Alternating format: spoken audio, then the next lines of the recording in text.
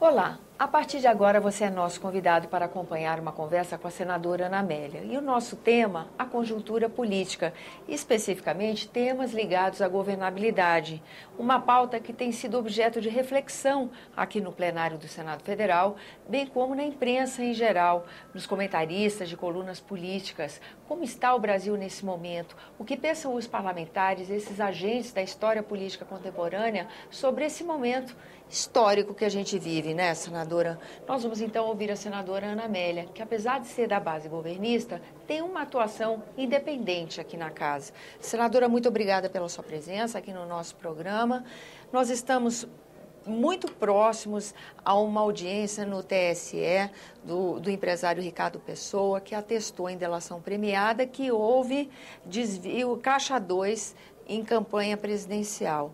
Também estamos a poucos dias do julgamento do TCU com relação à tal das pedaladas, contas do governo que estão mal explicadas no seu fechamento em 2014.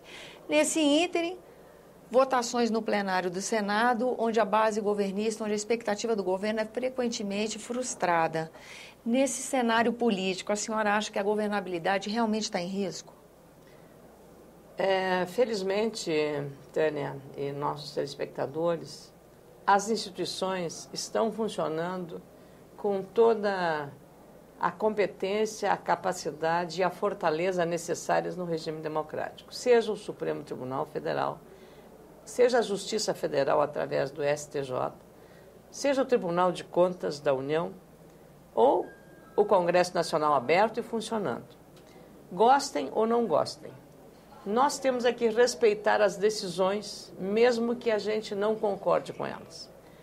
O Poder Judiciário, a Operação Lava Jato estão revelando, e a ação da Polícia Federal, um compromisso republicano com a democracia. E aí eu volto a elogiar e a destacar o trabalho e o papel do juiz Sérgio Moro.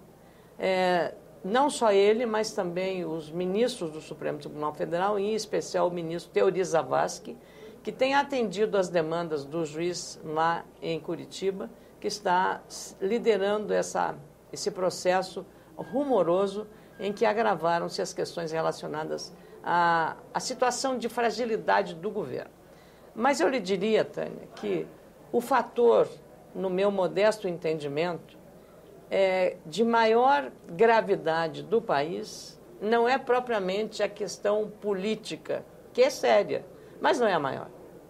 A maior é decorrente de uma crise econômica resultante numa inflação, eu diria, preocupante, num nível de desemprego, eu diria, alarmante, e numa situação de descontrole dos preços administrados pelo governo, combustíveis, energia elétrica, apenas para citar dois dos mais sensíveis, numa situação em que nós vamos ter mais um aumento de 40% até o final do ano. Isto no bolso do assalariado e a perda do emprego, no meu juízo modesto, é a coisa mais grave neste momento. O país que criou uma expectativa de estarmos vivendo dias muito bons, não estávamos vivendo nos dias muito bons. E os equívocos que foram adotados, não só nesse das pedaladas, para não cumprir a lei de responsabilidade fiscal, que é uma coisa grave, porque esta lei é exigida dos prefeitos e dos governadores. E se um prefeito não cumpre a lei de responsabilidade fiscal, existem consequências graves com a retirada dele do poder, por conta de não cumprir a lei. Ela é severa, há um rigor do Ministério Público sobre as administrações municipais. O governo federal não cumpre, muda para se proteger da punição. Então, veja só, é uma situação também que eu tenho falado aqui no seu programa sobre a crise federativa nessa relação com os poderes. Então, nós somando todo esse caldeirão de efervescência, crise política, crise econômica, crise federativa, nós temos um cenário nebuloso pela frente. E olha, Tânia, eu sempre fui uma pessoa extremamente ponderada. Eu não sou do quanto pior, melhor, não sou assim. Eu tenho responsabilidade com o meu mandato, com os meus eleitores do Rio Grande do Sul, com a sociedade gaúcha, que eu aqui represento com muita honra. Então, eu tenho a responsabilidade de trabalhar sempre com equilíbrio, não indo para ser uma senadora governista ou uma senadora de oposição. Não, eu sou uma senadora independente. Algumas coisas que o governo faz, eu apoio e ajudo a votar favoravelmente. Outras, considero equivocadas, não aprovo. Veja agora, por exemplo, o governo criou um mecanismo de um seguro para o emprego, para manter o emprego. É um mecanismo complexo que se presta à fraude. Se presta à fraude, pela complexidade. Mais ainda, a minha preocupação são com os 112 milhões de reais sacados do FAT, que é o Fundo de Amparo do Trabalhador, que é um dinheiro que deveria ser imexível. Imexível, como disse aquele ministro do Trabalho, já que estamos falando em emprego e trabalho. Então, devia ser imexível, intocável esse dinheiro. Vão pegar esse dinheiro para completar aquele valor de salário que será reduzido do trabalhador, que terá também a jornada reduzida. Seria muito mais, eu diria, mais simples, mais fácil e mais interessante para a economia se o governo, que no ano passado desonerou a folha, e eu agora suspeito que tenha sido talvez por interesse político, eleitoral, agora ele volta a penalizar e onerar a folha. Esse é um desestímulo numa hora dessas.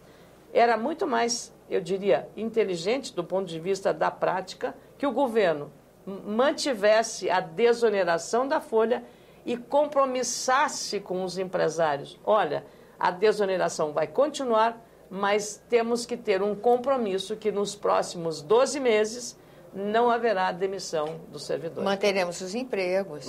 Olha, é uma coisa assim que eu digo assim, é tão singelo, talvez por ser simples demais, é que o ovo de Colombo. As autoridades não têm, é porque no meu gabinete, como de todos os senadores, o presidente do Senado, todo dia alguém batendo a porta. Olha, o setor calçadista do meu estado, é o setor de autopeças do meu estado, é o setor de embalagem. Agricultura familiar. Esse aí eu vou te dizer, não, mas são os setores que a desoneração da folha pegou mais. Então, um setor que já vem asfixiado com uma série de problemas, logística deficiente, uma série de problemas. Agora ainda os setores exportadores estão um pouco melhor, que o dólar subiu, então para exportar. Só que os custos para produzir aumentaram. Também aumentaram. E a nossa logística fica cada vez mais cara. Então, é uma soma explosiva de problemas e que a presidente da República ela tem capacidade, ela tem que usar a liderança, sob pena de a fragilidade dela política hoje aumentar e aí não se sabe o desfecho da crise, não se sabe. Se alguém disser vai acontecer isso ou aquilo, olha, sinceramente eu não acredito. Dá para dizer. Não dá para acreditar, não dá para acreditar. Mas, senadora, da perspectiva federativa, o Congresso, capitaneado pelo senador Renan Calheiros, tem se empenhado em agilizar a resolução no tocante às leis aqui sobre pacto federativo, né? Eu trabalhei, eu faço parte da comissão especial que o senador Renan Calheiros, em boa hora, criou. O presidente é o nosso senador Walter Pinheiro, muito dedicado com a causa. O relator geral é o senador Fernando Bezerra, um ex-prefeito de Petrolina, e a vice-presidente também, ex-prefeita Simone Tebet. Na coordenação dos temas estaduais, das finanças estaduais, a senadora Lúcia Vânia, dos temas relacionados às finanças municipais, sou eu, e o senador Anastasia, que cuida da estrutura institucional da federação.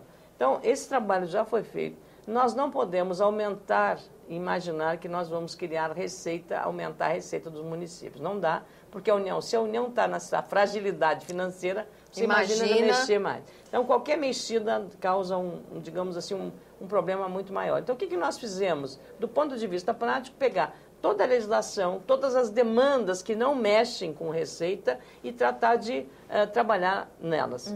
Eu, inclusive, como sugestão do trabalho municipalista, uma PEC que já está apresentada, a PEC 84, que trata de dizer o seguinte: nenhum programa pode ser imposto ao município que não tenha a correspondência e a correspondente receita. Porque o governo lança programas que cabe uma parte ao município, mas o município não tem previsão de receita para fazer frente àquela demanda daquele serviço. As UPAs, eu lhe dou o caso das UPAs, as unidades de pronto atendimento. Um projeto importante do ponto de vista da sua relevância para a população. Só que o governo federal vai lá e diz: olha, vou construir uma UPA bonita, moderna, ar-condicionado, tudo. Mas é a prefeitura que vai manter. Como? Tânia, fazer um prédio é relativamente fácil e barato. O custeio que são elas, né? O custeio é que são elas manter uma equipe multidisciplinar numa UPA para atender a população 24 horas, Tânia. Então, as prefeituras que estavam vendo aquilo como era um atendimento, elas estão fugindo como o diabo da cruz. Elas estão fugindo da UPA, porque a UPA virou um pesadelo. É um pesadelo para as finanças dos municípios. Então, é uma situação absoluta, veja só, então como é que a União vai impor a uma unidade federativa já fragilizada financeiramente com mais que isso? Que preste mais um serviço. Veja o mesmo caso. Nós aqui, eu fui autora, com o apoio de vários senadores, de uma PEC que aumentou, deveria ser 2 pontos percentuais, a receita do FPM, o Fundo de Participação dos Municípios. O governo, depois de muito puxa, empurra, e a gente tentou, aceitou 1 ponto percentual. Então, é melhor um pássaro na mão do que 2 voando. Mas, assim, condicionado a meio ponto percentual em 2015 e meio ponto em 2016. A Confederação dos Municípios fez os cálculos, dividiu todo mundo quanto ganharia o município A, B, C, e a gente já mandou cartas para ele. Agora, o governo manda, sabe quanto?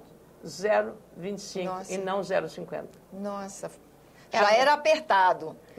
Reduz a metade. Inviabiliza. Então, aí nem um acordo político, simplesmente porque as autoridades financeiras trataram de deixaram ir, a coisa andou, e aí, então ela interpreta como ano fiscal. Não 12 meses, mas 6 meses, de janeiro até agora, ou de julho de 2014. E 14 para agora. Para dezembro de 2015. Então, difícil aí, é muito difícil. É muito desafiador e, infelizmente, nosso tempo se esgota. Então, agradeço a presença da senadora aqui no nosso programa. Eu estou sempre à disposição, Tânia. Agradeço a você que nos acompanha pela sua atenção. Lembrando que esse é o programa Argumento, que você é nosso convidado a fazer sugestões e críticas ao trabalho da TV Senado pelo 0800 61 2211. E se quiser rever esse ou outro dos nossos programas, senado.leg.br/TV. Até a próxima.